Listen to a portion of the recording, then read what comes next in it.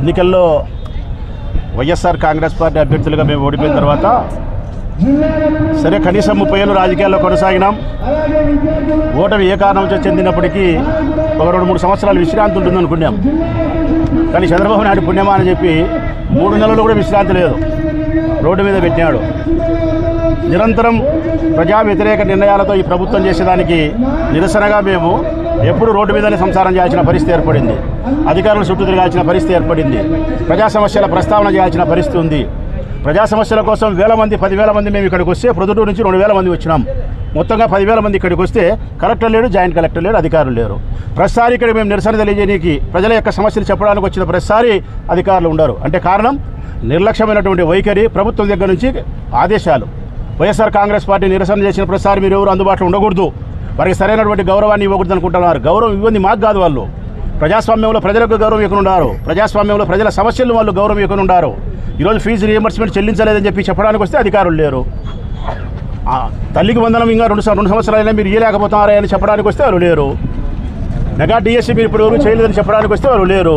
నిరుద్యోగ భృతి 3,000 రూపాయలు ఇవ్వలేదని చెప్పడానికి వస్తే వాళ్ళు లేరు.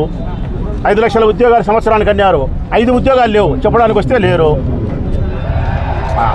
బడి స్కూళ్ళని మేము బాగు చేస్తే నాడు నేడు మన బడి శ్రీకారం చుడితే ఈ బిల్లుగా పనులన్నీ పెండింగ్ పెట్టారు, చెప్పడానికి లేదు. అంటే ఎన్నికలప్పుడు వాళ్ళు ఏమైతే హామీ ఇచ్చినారో ఆ హామీలు నెరవేర్చకుండా ప్రజలను మోసం చేస్తే ఆ ప్రజలు అష్ట కష్టాలు పడతా ఉంటే ఆ ప్రజల పక్షాన వైఎస్ఆర్ కాంగ్రెస్ పార్టీ కొన్ని వేల మంది ప్రజల మధ్యలోకి వచ్చి నిరసన వ్యక్తం చేస్తే కనీసం ఈ పాలకులకు అధికారులు ఇక్కడ ఉంచాలనే ఇంగిత జ్ఞానం కూడా లేకుండా ప్రవర్తిస్తూ ఉన్నారు. స్పష్టంగా చెప్తా ఉన్నాం, మరెప్పుడైనా ఒక సందర్భంలో ప్రజా సమస్యల ప్రస్తావన కోసం మేము నిరసన వ్యక్తం చేసినప్పుడు కలెక్టర్ ఆఫీస్కి వస్తే సంబంధించినటువంటి గౌరవప్రదంలో ఉండే ఉన్నతమైనటువంటి అధికారులు లేకపోతే వారు వచ్చేంతవరకు ఇక్కడే బైఠాయించాల్సిన పరిస్థితి కూడా వస్తుందని కలెక్టర్ గారికి, గౌరవనీయులైనటువంటి జిల్లా కలెక్టర్ గారికి, జాయింట్ కలెక్టర్ గారికి, ఈ ప్రభుత్వానికి హెచ్చరిక చేస్తూ ఉన్నాం.